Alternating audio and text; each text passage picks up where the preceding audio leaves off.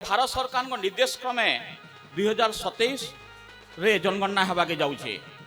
जनगणना दुईटा पर्याय करा जासी। प्रथम पर्याय होचे गृह गणना और गृह तालिका प्रस्तुति जेनटा कि एप्रिल मास 2026 रे संपादन हेबा एवं द्वितीय पर्याय जनसंख्यार गणना फेब्रुआरी 2027 रे हेबा। वर्तमान जनगणना जेनटा होबाके जाउछे सेटा भारतर प्रथम डिजिटल सेंसस एवं मोबाइल ऐप माध्यम रे डाटा संग्रह करा जिबा आउ प्रत्येक घर के जियो रिफरेंसिंग करा जिबा।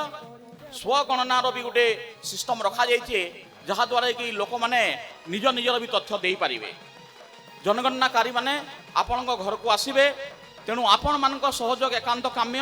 सुंदर मंतव्य देले राय अतिथि आत्मतृप्ति लाभ कला महावीर कंसासुर।